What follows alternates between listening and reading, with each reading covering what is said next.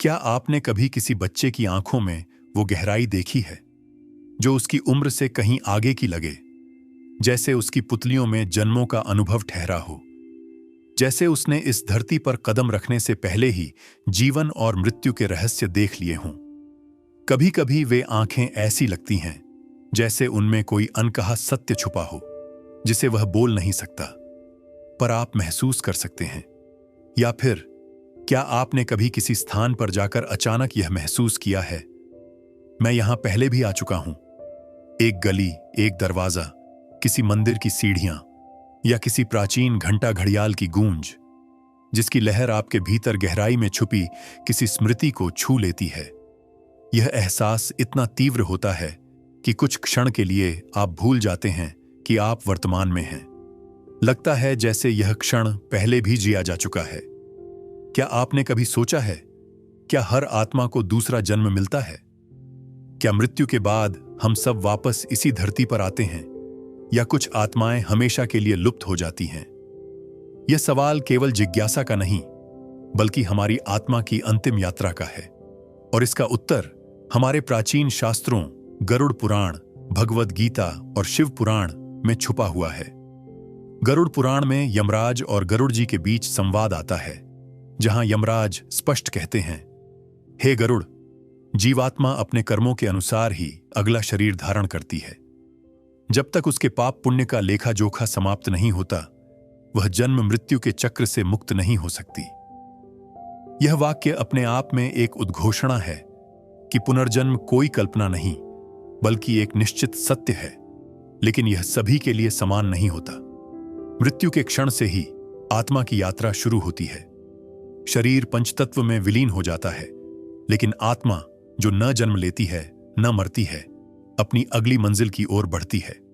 भगवद गीता अध्याय 2 श्लोक 20 में श्री कृष्ण कहते हैं, न जायते म्रियते व कदाचिन, अर्थात आत्मा न तो कभी जन्म लेती है, न ही कभी मरती है। यह केवल एक शरीर से दूसरे शरीर की ओर गमन करती है, जैसे कोई व्यक्ति पुराने वस्त्र को त्याग कर नया वस्त्र धारण करे। लेकिन यहां एक रहस्य छुपा है। हर आत्मा को नया वस्त्र यानी नया शरीर तुरंत नहीं मिलता। कुछ आत्माएं जल्दी लौट आती हैं, कुछ देर तक प्रतीक्षा करती हैं, और कुछ बिल्कुल भी नहीं लौटती। कल्पना कीजिए, एक राजा था जिसने अपने जीवन में भव्य महल बनाए, यज्ञ किए, प्रजा की सेवा भी की, लेकिन अंत में अहंकार और लालच में फंस गया। मृत्यु के बाद उसके पुण्य और पाप का तुलना पर मापन हुआ। उसके पुण्य उसे ऊंचे लोकों तक ले जाने के लिए पर्याप्त थे, लेकिन पाप ने उसे फिर मनुष्य जन्म में खींच लिया। वह लौट आया, लेकिन इस बार साधारण किसान के रूप में। उसके जीवन के अनुभव पूरी तरह बदल गए, लेकिन भीतर की आत्मा वहीं रही। यह परिवर्तन केवल इसलिए हुआ क्योंकि उसका कर्म फल अधूरा था। अब सोचिए, एक दूसरी आत्मा की कहानी, एक योगी जिसने जीवन भर ईश्वर भक्ति और आत्म साक्षात्कार में समय बिताया। मृत्यु के बाद उसे कोई बंधन नहीं रोक पाया। कर्म समाप्त हो चुके थे, मोह टूट चुका था, और वह सीधे मोक्ष को प्राप्त हुआ। न कोई अगला जन्म, न कोई पुनः लौटने की बाध्यता। यही वह बिंदु है जहां प्रश्न सबसे तीखा हो जाता है। आपकी आत्मा किस मार्ग पर है? क्या आपके कर्म आपको लौटाएंगे या मुक्त करेंगे? और यहां एक और प्रश्न उठता है, क्या आपको कभी ऐसा अनुभव हुआ है जिसने आपको यह सोचने पर मजबूर किया हो कि यह जीवन आपका पहला नहीं है? हो सकता है कोई सपना, कोई चेहरा, कोई स्थान आपको अजीब सी अपनापन की अनुभूति कराता हो सकता है वह आपकी आत्मा की पुरानी स्मृति हो, जो किसी अदृश्य धागे से आपके वर्तमान जीवन से जुड़ी हो। कहते हैं, आत्मा अपने अनुभवों को विस्मृत नहीं करती, वह केवल उन्हें भीतर गहरे छुपा लेती है। और जब समय आता है तो वे अनुभव किसी न किसी रूप में उभर आते हैं। कभी किसी अनजाने डर के रूप में, कभी किसी अकारण मोह के रूप में, और कभी कभी किसी अधूरी लालसा के रूप में, जो अगले जन्म का बीज बन जाती है। अब जरा अपने मन में ईमानदारी से सोचिए, अगर आज आपकी आंखें बंद हो जाएं और यह जीवन समाप्त हो जाए, तो क्या कोई ऐसी चीज है जिसे आप अधूरा छोड़कर जा रहे हैं? कोई ऐसा कार्य, कोई ऐसा वचन, कोई ऐसा सपना जिसे पूरा करने के लिए आप फिर लौटना चाहेंगे? हो सकता है यही वह प्रश्न हो जिसका उत्तर आपके अगले जन्म का निर्धारण करेगा। हमारे शास्त्र कहते हैं, आत्मा का अगला जन्म तय करने की प्रक्रिया एक साधारण चयन नहीं, बल्कि एक अत्यंत जटिल और सूक्ष्म कर्म गणना है। इसे समझने के लिए हमें मृत्यु के तुरंत बाद होने वाली अदृश्य घटनाओं को जानना होगा, जिनका वर्णन गरुड़ पुराण में विस्तार से मिलता है। मृत्यु के बाद आत्मा अपने सूक्ष्म शरीर के साथ खड़ी रहती है, अपने ही निश्चेष्ट पड़े शरीर को देखती हुई। आसपास शोक करती हुई संतान, परिजन, मित्र सभी की पुकार वह सुन सकती है, लेकिन उत्तर नहीं दे सकती। इस समय उसकी स्थिति बिल्कुल वैसी होती है जैसे कोई कांच की दीवार के उस पार खड़ा हो। सब कुछ दिखे, सुनाई दे, लेकिन छूने या बोलने की क्षमता न हो। यही वह क्षण है जब आत्मा को एहसास होता है कि भौतिक शरीर सिर्फ एक माध्यम था। अब वह अपने कर्मों के साथ अकेली खड़ी है। यमदूत, जो सामान्य आंखों से अदृश्य होते हैं, अपने कर्तव्य के अनुसार प्रकट होते हैं। गरुड़ पुराण कहता है कि पापी के लिए ये दूत भयावह और कठोर रूप में आते हैं, जबकि पुण्यात्मा के लिए ये मार्गदर्शक और शांत होते हैं। यह आत्मा के लिए पहला संकेत होता है कि आगे का सफर सुखद होगा या कठिन। इसके बाद आत्मा को एक अदृश्य यात्रा पर ले जाया जाता है, जिसे यात्रा पथ कहा गया है। इस मार्ग पर आत्मा को अपने पिछले जीवन के हर कार्य का सामना करना पड़ता है। आपने शायद सुना होगा, जीवन एक चलचित्र की तरह आंखों के सामने गुजर जाता है। यह केवल एक कहावत नहीं, बल्कि मृत्यु के बाद होने वाली वास्तविक प्रक्रिया है। हर क्षण, हर शब्द, हर कर्म और यहां तक कि हर विचार सब आत्मा के सामने जीवंत हो उठते हैं। भगवद गीता अध्याय 8 श्लोक 6 में श्री कृष्ण स्पष्ट कहते हैं, यम यम वापि स्मरण भावम त्यजत्यन्ते कलेवरम तम तमेवैति कौन्तेय सदा तद्भाव भावितः। अर्थात मृत्यु के समय जो भाव मन में होता है, वही उसके अगले जन्म का निर्धारण करता है। इसलिए जो व्यक्ति क्रोध, लालच, मोह या भय में प्राण त्यागता है, उसकी आत्मा उसी भाव की दिशा में खिंच जाती है, और जो ईश्वर के नाम का स्मरण करते हुए विदा होता है, उसका अगला जन्म उसी के अनुरूप होता है। कभी दिव्य लोक में तो कभी पुनः मानव रूप में, लेकिन आध्यात्मिक उन्नति के साथ। गरुड़ पुराण में एक कथा आती है, एक व्यापारी जिसने जीवन भर दूसरों की सहायता की, लेकिन साथ ही धन के प्रति अत्यधिक मोह रखा। मृत्यु के क्षण वह अपने खजाने की रक्षा के भाव में था। परिणाम स्वरूप उसका जन्म एक सांप के रूप में हुआ, जो उसी खजाने की रखवाली करता रहा।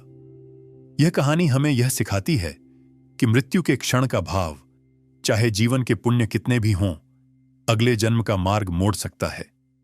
यहीं से एक और रहस्य खुलता है। आत्मा का पुनर्जन्म केवल उसके कर्मों से नहीं, बल्कि उसकी अधूरी इच्छाओं से भी जुड़ा होता है। शिव पुराण में कहा गया है, यदा वासनाः नश्यन्ति तदा जन्मनाम चक्रम नश्यति। अर्थात जब तक इच्छाएं और आसक्तियां शेष हैं, जन्म का चक्र चलता रहेगा।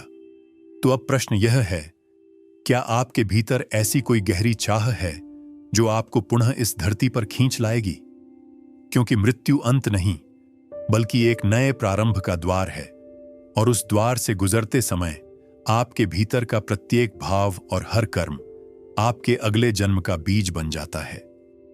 मृत्यु के बाद आत्मा के सामने जो सबसे बड़ा सत्य खुलता है, वह यह है कि इस जीवन में जो कुछ भी उसने किया, अच्छा या बुरा, वह कहीं गया नहीं, बल्कि उसके चारों ओर ऊर्जा की परतों के रूप में संचित हो गया। यह ऊर्जा ही उसका परिचय पत्र है, जो अगले जन्म की दिशा तय करती है।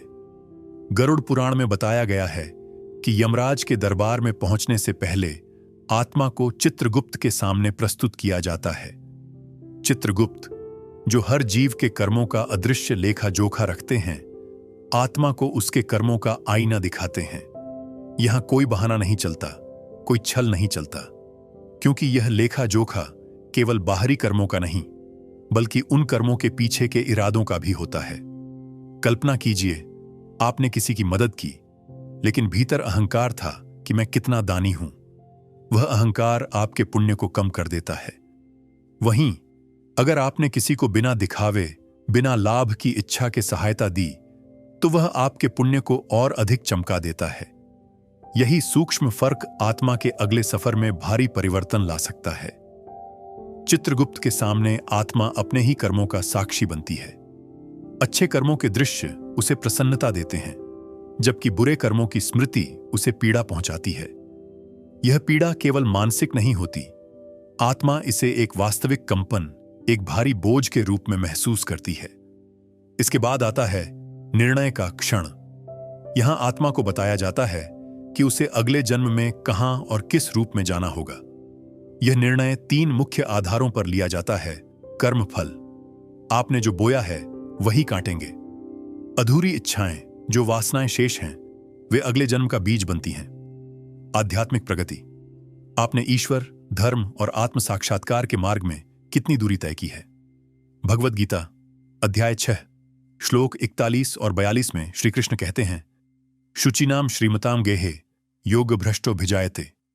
अर्थात जो साधक अपने आध्यात्मिक मार्ग में अधूरा रह जाता है, वह अगले जन्म में ऐसे घर में जन्म लेता है जहां उसे फिर से साधना का अवसर मिले। इसका मतलब है, अगर आपका आध्यात्मिक मार्ग अधूरा है तो ईश्वर आपको अगला अवसर देते हैं। लेकिन अगर आप केवल भौतिक इच्छाओं में डूबे हैं तो अगला जन्म उन इच्छाओं की पूर्ति के लिए ही मिलेगा, चाहे वह रूप कितना भी साधारण क्यों न हो। गरुड़ पुराण में एक कथा है, एक ब्राह्मण जो वेद शास्त्रों में निपुण था, लेकिन भोजन के प्रति अत्यधिक आसक्त था। मृत्यु के बाद उसकी आत्मा को कई लोकों में भेजा गया, परंतु उसकी यह आसक्ति इतनी गहरी थी कि अंततः उसका जन्म एक गाय के रूप में हुआ, ताकि वह जीवन भर केवल भोजन पा सके। यह सुनकर लगता है कितनी साधारण सी इच्छा भी आत्मा को पुनर्जन्म के चक्र में बांध सकती है। इसलिए हमारे आर्ष्य मुनि सदैव कहते हैं, मृत्यु के पहले अपने मन को निर्मल करो, इच्छाओं को शुद्ध करो और कर्मों को पवित्र बनाओ। अब सोचिए, अगर आज ही आपके कर्म और इच्छाएं तौली जाए तो आपका अगला जन्म किस दिशा में जाएगा? क्या आप फिर मनुष्य के रूप में लौटेंगे या किसी और योनि में? और सबसे बड़ा प्रश्न, क्या आप लौटना चाहेंगे भी या इस चक्र से मुक्त होना चाहेंगे? गरुड़ पुराण में कहा गया है, कर्म और संस्कार ही आत्मा की गति के सारथी हैं। यानी मृत्यु के बाद आत्मा कहां जाएगी, कितने समय में जाएगी और किस रूप में लौटेगी, यह सब उसके पिछले जीवन के कर्मों और मानसिक संस्कारों पर निर्भर करता है। कुछ आत्माएं तुरंत लौट आती हैं। क्यों? क्योंकि उनके कर्म और इच्छाओं का चक्र अधूरा होता है। वे मृत्यु के बाद ज्यादा देर तक मध्यलोक में नहीं रुक पाती। मध्यलोक वह स्थान है जहां आत्मा पुराने शरीर को त्याग कर नए शरीर की प्रतीक्षा करती है। यह प्रतीक्षा कभी कुछ महीनों की होती है, कभी वर्षों की और कभी कभी सदियों की। लेकिन कुछ आत्माओं के लिए यह प्रतीक्षा बहुत छोटी होती है, जैसे अकाल मृत्यु में मरे हुए लोग जिनका जीवन अचानक अधूरा रह गया हो। वे आत्माएं जिनके पास कोई गहरी अधूरी प्रतिज्ञा या अपूर्ण प्रेम हो, या वे आत्माएं जो किसी विशेष कर्म को पूरा करने के लिए ईश्वर से अवसर मांगती हैं। इन आत्माओं के लिए समय मानो तेजी से घूमता है और वे शीघ्र ही किसी गर्भ में प्रवेश कर जाती हैं। इसके विपरीत कुछ आत्माएं बहुत देर तक लौटती ही नहीं। ये वे आत्माएं होती हैं जिन्होंने अपने जीवन में अत्यधिक तप, भक्ति और सेवा की होती है। इनका कर्म फल लगभग समाप्त हो चुका होता है और इनके भीतर लौटने की कोई इच्छा शेष नहीं होती। ऐसी आत्माएं उच्च लोकों में रहती हैं, देवलोक, ब्रह्मलोक या ईश्वर के चरणों में, जहां जन्म मृत्यु का कोई चक्र नहीं होता। शिव पुराण में एक कथा आती है। एक महायोगी ने जीवन भर केवल एक ही लक्ष्य रखा, शिव में लीन होना। मृत्यु के बाद यमदूत भी उसकी आत्मा को छू नहीं पाए, क्योंकि उसका कर्म और संस्कार उसे सीधे कैलाश ले गए। वहां से वह कभी नहीं लौटा। लेकिन एक तीसरी श्रेणी भी है जो सबसे रहस्यमय है। ये वे आत्माएं हैं जो मृत्यु के बाद तुरंत नहीं लौटती, पर पूरी तरह मुक्त भी नहीं होती। वे किसी विशेष समय, विशेष स्थान और विशेष परिवार की प्रतीक्षा करती हैं। उनके अगले जन्म के लिए परिस्थितियों का सही होना आवश्यक होता है, जैसे कोई अदृश्य योजना चल रही हो। कभी कभी ये आत्माएं अपने ही पुराने परिवार में लौट आती हैं, ताकि कोई अधूरा बंधन या ऋण चुकता कर सकें। आपने सुना होगा, किसी दादी की मृत्यु के बाद घर में पोती का जन्म हो और परिवार वाले कहें, इसमें दादी की झलक है। गरुड़ पुराण मानता है कि यह संयोग नहीं, बल्कि आत्मा का सचेतन चुनाव हो सकता है। अब सवाल यह उठता है, क्या आत्मा सच में अपना अगला जन्म चुन सकती है? शास्त्र कहते हैं, हां, लेकिन केवल तभी जब वह अत्यंत जागरूक हो और उसके कर्मों में यह क्षमता हो कि वह चयन का अधिकार पा सके। अन्यथा अधिकांश आत्माएं अपने कर्मफल के अनुसार ही जहां तहां भेज दी जाती है, चाहे उन्हें पसंद हो या न हो। तो अब अगला रहस्य यह है, क्या आत्मा के पास कोई संकेत होता है जिससे वह पहचान सके कि वह फिर लौटने वाली है? क्या मृत्यु के समय या मृत्यु के बाद आत्मा को यह आभास हो जाता है कि वह जल्द ही पुनर्जन्म लेने वाली है? शास्त्रों और प्राचीन अनुभवों में यह वर्णन बार बार आता है कि आत्मा अपने अगले जन्म से अनजान नहीं होती, बल्कि कई बार उसे इसका पूर्वाभास होता है। गरुड़ पुराण कहता है, मृत्युकाल में जीवात्मा अपने कर्मों की दिशा जान लेती है। जैसे सूर्य की पहली किरण आने से पहले आकाश में उजाला फैलना शुरू हो जाता है। यह पूर्वाभास अलग अलग आत्माओं में अलग तरीके से प्रकट होता है। पहला संकेत, अत्यधिक खिंचाव किसी विशेष स्थान की ओर। कई आत्माएं मृत्यु के बाद मध्यलोक में रहते हुए बार बार किसी विशेष गांव, शहर या घर की ओर आकर्षित महसूस करती हैं।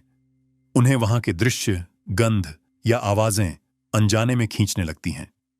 यह संकेत है कि उनका अगला जन्म उसी क्षेत्र में होने वाला है। दूसरा संकेत, भविष्य के परिवार की झलक। कभी कभी आत्मा स्वप्न या ध्यान जैसी अवस्था में एक स्त्री को गर्भवती देखती है या किसी घर में बच्चे के रूप में अपने आप को देखती है। शिव पुराण में वर्णन आता है कि एक महान साधक ने मृत्यु के बाद अपने अगले जन्म की माता को ध्यान में देखा और कुछ ही महीनों बाद उसी गर्भ में प्रवेश किया। तीसरा संकेत, अधूरी प्रतिज्ञा या मोह का जीवित रहना। अगर आत्मा किसी अधूरे वचन, प्रेम या प्रतिशोध में बंधी है, तो मृत्यु के बाद भी उसका चित्त बार बार उसी जीवन की घटनाओं में उलझा रहता है। ऐसे में वह शीघ्र पुनर्जन्म लेकर उसी स्थिति को पूरा करने की ओर बढ़ती है। चौथा संकेत, आत्मा में हल्कापन और तात्कालिकता का अनुभव। कुछ आत्माओं को मृत्यु के बाद प्रतीक्षा का भार नहीं महसूस होता, बल्कि एक तेज धारा की तरह वे अगले जन्म की ओर बहती चली जाती हैं। यह तभी होता है जब उनके कर्मफल के बीज बहुत जल्दी अंकुरित होने वाले हों। पांचवां संकेत, गर्भ में प्रवेश का दिव्य अनुभव। गरुड़ पुराण के अनुसार आत्मा गर्भ में प्रवेश करने से पहले क्षणिक रूप से सूक्ष्म शरीर से स्थूल शरीर की ओर संक्रमण का अनुभव करती है। इस पल में उसे नए जीवन की पूरी योजना का एक संक्षिप्त दर्शन होता है। जन्म स्थान, माता पिता, प्रारंभिक परिस्थितियां और फिर स्मृति पर एक पर्दा डाल दिया जाता है। लेकिन यहां एक रहस्य और गहराता है। क्या आत्मा केवल संकेत पहचानती है या वह वास्तव में अपने अगले जन्म का निर्णय भी कर सकती है? कुछ महात्मा और सिद्ध पुरुषों के बारे में कहा जाता है कि उन्होंने अपनी मृत्यु से पहले ही तय कर लिया था कि वे कहां और कब जन्म लेंगे। ये विरले उदाहरण हैं, लेकिन यह सिद्ध करते हैं कि आत्मा यदि पर्याप्त जागरूक हो तो अपने पुनर्जन्म पर नियंत्रण रख सकती है। अब प्रश्न यह है, जब आत्मा पुनर्जन्म के इतने करीब पहुंच जाती है, तो क्या उसे पिछले जन्म की स्मृतियां साथ लेकर आती है? और यदि हां, तो वे स्मृतियां हमारे बचपन में कैसे प्रकट होती हैं? क्या आपने कभी किसी बच्चे को ऐसी बातें करते सुना है जो उसकी उम्र के अनुभव से कहीं परे हों? जैसे वह कह दे, मैं पहले यहां रहता था, मेरा नाम ये नहीं था, या मुझे इस जगह की हर गली पता है, जबकि वह वहां पहली बार आया हो। ये बातें सुनकर बड़े लोग अक्सर इसे कल्पना या खेल समझकर टाल देते हैं, लेकिन हमारे प्राचीन शास्त्र कहते हैं यह कोई साधारण बात नहीं होती। गरुड़ पुराण और योग वशिष्ठ दोनों में उल्लेख है कि जब आत्मा नया जन्म लेती है तो उसके पिछले जन्म की स्मृतियां पूरी तरह नष्ट नहीं होती, बल्कि वे सूक्ष्म शरीर में गहराई से अंकित रहती हैं। गर्भ में प्रवेश करने के बाद जन्म प्रक्रिया के दौरान प्रकृति इन स्मृतियों पर एक पर्दा डाल देती है ताकि नया जीवन पुराने कर्मों और भावनाओं से बोझिल न हो। लेकिन यह पर्दा हर आत्मा के लिए समान नहीं होता। कुछ आत्माओं में यह पर्दा पतला रह जाता है। यही कारण है कि कई बच्चों में जीवन के पहले 5 से 7 वर्षों तक पिछले जन्म की झलकें देखी जा सकती हैं। ये झलकें कई रूपों में आती हैं। अकारण किसी भाषा को समझ लेना या बोलना जिसे उन्होंने कभी नहीं सीखा, किसी विशेष भोजन, वस्त्र या रीति रिवाज के प्रति गहरी पसंद या नापसंद, किसी अनजाने भय का होना जैसे पानी, आग, ऊंचाई या किसी विशेष जानवर से, किसी विशेष स्थान या व्यक्ति को देखकर तुरंत पहचान लेने की क्षमता। भारतीय इतिहास में ऐसे अनेक उदाहरण मिलते हैं जहां बच्चों ने अपने पिछले जन्म की पहचान बताई और बाद में जांच में वह सत्य निकला। एक प्रसिद्ध घटना उत्तर प्रदेश के एक गांव की है जहां 4 साल की बच्ची बार बार कहती थी कि उसका घर पास के कस्बे में है। वह पहले किसी और नाम से जानी जाती थी और उसका विवाह हुआ था। परिवार ने जब जांच की तो पता चला कि कस्बे में ठीक वैसा ही परिवार था और वह महिला वास्तव में कुछ वर्ष पहले असमय मृत्यु को प्राप्त हुई थी। बच्ची ने उनके घर का नक्शा, कमरे और छुपी हुई वस्तुओं तक का सटीक वर्णन कर दिया। शिव पुराण में भी यह कहा गया है कि जिन आत्माओं के कर्म बहुत तीव्र और अधूरे होते हैं वे अगले जन्म में उन अधूरे कार्यों या अपूर्ण इच्छाओं के साथ जन्म लेती हैं। ऐसे में पिछले जन्म की स्मृति केवल एक कहानी नहीं होती, बल्कि उनके वर्तमान जीवन के निर्णयों को प्रभावित करती है। लेकिन यहां एक प्रश्न उठता है, अगर यह स्मृतियां इतनी स्पष्ट हो सकती हैं, तो क्या हम उन्हें जानबूझकर जागृत कर सकते हैं?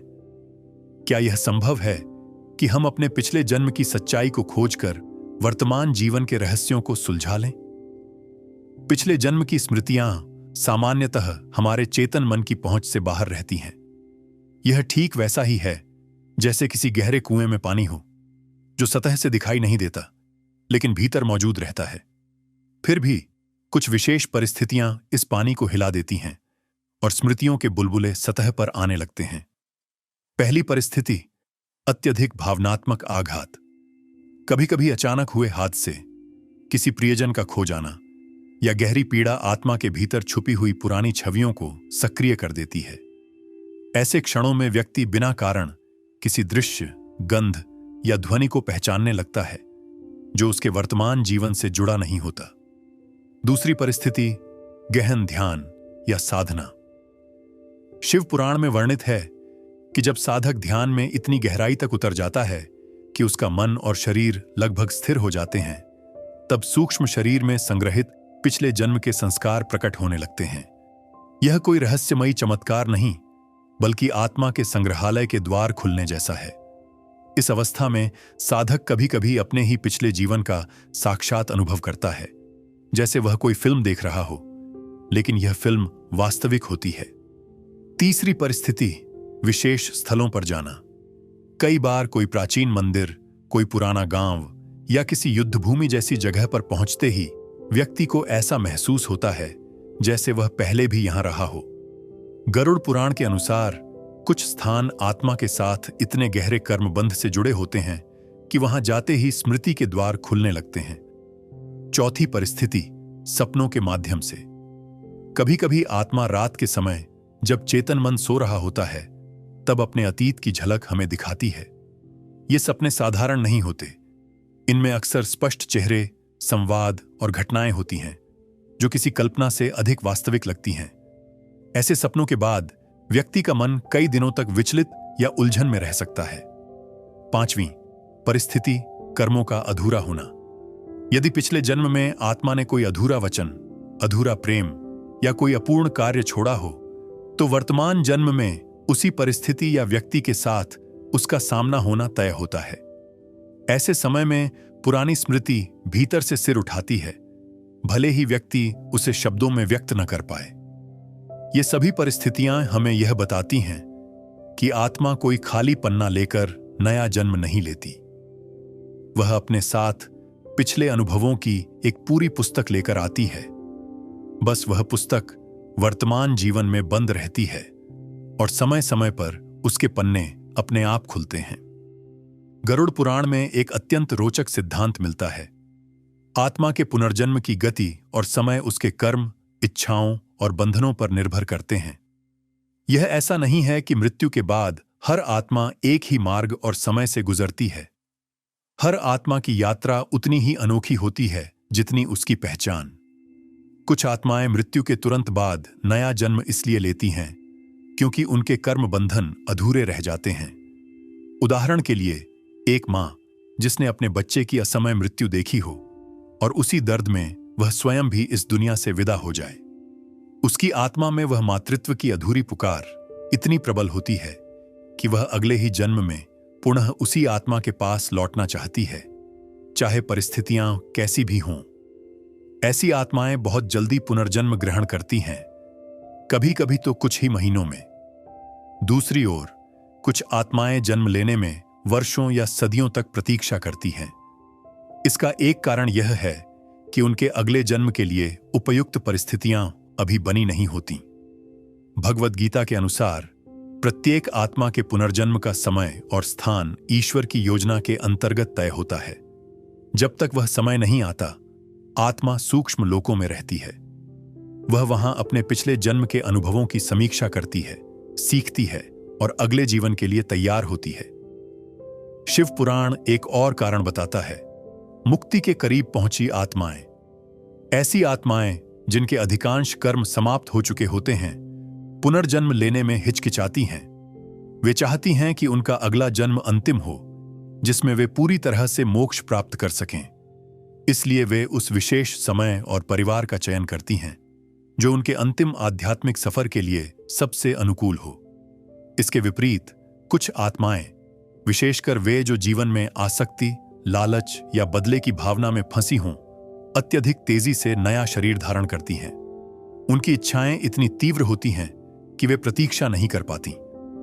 गरुड़ पुराण इसे वासना बंध कहता है, इच्छा का वह अदृश्य धागा जो आत्मा को तुरंत धरती पर खींच लाता है। कल्पना कीजिए, एक व्यापारी जिसने जीवन भर धन कमाने में समय बिताया, मृत्यु के बाद भी उसकी चेतना धन और संपत्ति में उलझी रहती है। ऐसी आत्मा को अधिक समय तक सूक्ष्म लोक में रहना असह्य लगता है, इसलिए वह जल्द ही पुनः जन्म लेकर उसी लालसा को पूरा करने की कोशिश करती है। इन सभी उदाहरणों से स्पष्ट होता है कि पुनर्जन्म की गति कोई निश्चित नियम से तय नहीं होती। यह आत्मा की स्थिति, उसके कर्मों और उसकी इच्छाओं के मिश्रण से निर्धारित होती है। गरुड़ पुराण और भगवद गीता दोनों ही इस बात पर सहमत हैं कि हर आत्मा पुनर्जन्म के चक्र में हमेशा के लिए फंसी नहीं रहती। कुछ आत्माएं इस चक्र से पूरी तरह मुक्त हो जाती हैं और यही मुक्ति मोक्ष कहलाती है। मोक्ष प्राप्त करने वाली आत्माओं की सबसे बड़ी विशेषता यह होती है कि उनके सभी कर्म, पुण्य और पाप पूरी तरह समाप्त हो चुके होते हैं।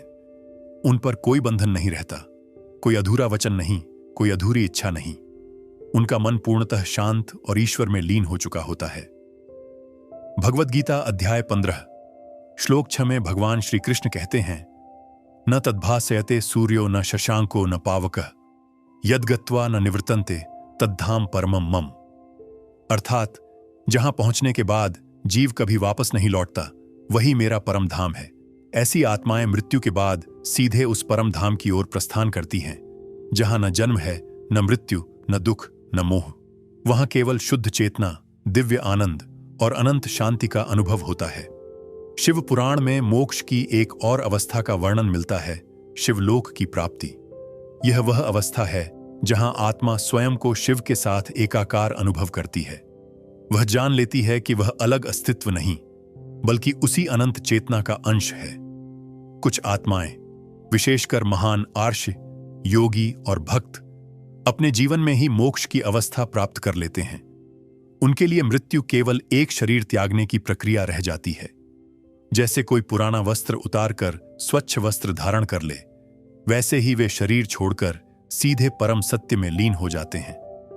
लेकिन ध्यान देने योग्य बात यह है कि मोक्ष केवल कठोर तपस्या या कठिन योग साधना से ही नहीं मिलता, बल्कि सच्चे हृदय से ईश्वर भक्ति, निष्काम कर्म और आत्मज्ञान से भी यह अवस्था प्राप्त की जा सकती है। गरुड़ पुराण में एक कथा आती है। एक वृद्ध ब्राह्मण जिसने जीवन में कभी विशेष तपस्या या व्रत नहीं किया, लेकिन अंत समय में केवल एक ही नाम जपते हुए प्राण त्याग दिए, नारायण। उसकी आत्मा सीधे विष्णु लोक में पहुंची, क्योंकि उस क्षण उसका हृदय पूरी तरह ईश्वर में लीन था। यानी अंतिम क्षण में आपकी चेतना किस ओर मुड़ती है, यह आपके अगले मार्ग का निर्धारण कर सकती है। जो आत्माएं अंतिम समय में ईश्वर को पूर्ण समर्पण के साथ याद करती हैं, वे पुनर्जन्म के चक्र से मुक्त हो सकती हैं। तो अब जरा एक पल के लिए अपनी आंखें बंद कीजिए और कल्पना कीजिए कि यह आपका अंतिम दिन है। आपके आसपास आपके प्रियजन खड़े हैं, वातावरण में शांति है और आपके भीतर एक गहरी, अजीब सी स्थिरता महसूस हो रही है। आपकी सांसें धीमी हो रही हैं, लेकिन डर नहीं है, क्योंकि भीतर कहीं यह एहसास है कि यह अंत नहीं, बस एक अगला पड़ाव है। आपके मन में आपके पूरे जीवन के दृश्य एक एक करके उभरने लगते हैं। बचपन के दिन, माता पिता की मुस्कान, दोस्तों के साथ बिताए पल, प्रेम, संघर्ष, जीत, हार, सब कुछ मानो एक फिल्म की तरह आपकी आंखों के सामने घूम जाता है। और फिर अचानक यह सब मिट जाता है और केवल एक प्रकाश बचता है। यही वह क्षण है जब आत्मा अपने पुराने घर, शरीर को छोड़ देती है। यह पंचतत्व में विलीन हो जाता है और आत्मा अपने अगले मार्ग की ओर बढ़ती है। कुछ आत्माएं जल्दी लौट आती हैं, कुछ प्रतीक्षा करती हैं और कुछ हमेशा के लिए मुक्त हो जाती हैं। आपका अगला कदम क्या होगा, यह केवल एक ही चीज तय करती है, आपके कर्म और आपकी अंतिम चेतना। गरुड़ पुराण कहता है कि यदि मृत्यु के क्षण में मन ईश्वर के नाम में स्थिर हो जाए तो जन्म मृत्यु का चक्र तुरंत टूट सकता है। लेकिन यदि मन सांसारिक बंधनों, इच्छाओं और अधूरे सपनों में उलझा हो तो आत्मा वापस लौटने के लिए बाध्य हो जाती है। भगवद गीता अध्याय 8 श्लोक 6 में श्री कृष्ण कहते हैं, यम यम वापि स्मरण भावम त्यजत्यन्ते कलेवरम तम तमेवैति कौन्तेय सदा तद्भाव भावितः। अर्थात मृत्यु के समय जो भाव मन में होता है, आत्मा उसी को प्राप्त होती है। तो जब अगली बार आप किसी बच्चे की आंखों में वह अनजानी गहराई देखें या किसी स्थान पर अकारण अपनापन महसूस करें, तो याद रखिए, यह केवल एक संयोग नहीं है। हो सकता है यह आपकी आत्मा की पुरानी यात्रा का अंश हो या किसी और आत्मा के साथ आपका अधूरा संबंध हो जो पुनर्जन्म के धागों से बंधा हुआ है। इस जीवन में हम जो करते हैं वही हमारी अगली यात्रा की दिशा तय करता है।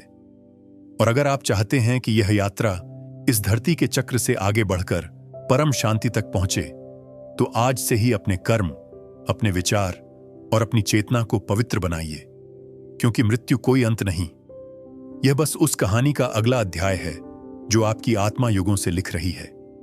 कहते हैं, आत्मा का कोई जन्म नहीं, कोई मृत्यु नहीं, वह बस शरीर बदलती है, जैसे कोई यात्री यात्रा में पड़ाव बदलता है। लेकिन हर पड़ाव पर वह कुछ सीखकर आगे बढ़ती है, कभी प्रेम, कभी पीड़ा, कभी सत्य, और फिर एक दिन वह लौटना बंद कर देती है। हो सकता है आज हम सब इसी यात्रा में हों, किसी अधूरे वचन को पूरा करने, किसी पुराने घाव को भरने या किसी भूले हुए प्रेम को फिर से पाने के लिए। लेकिन याद रखिए, जब यह शरीर मिट्टी में मिल जाएगा और यह नाम समय की धूल में खो जाएगा, तब भी आपकी आत्मा वहीं रहेगी, अजर, अमर और अनंत। इसलिए आज जो भी करें, ऐसा करें कि अगली बार लौटना ना पड़े, या लौटें तो केवल प्रेम और प्रकाश लेकर।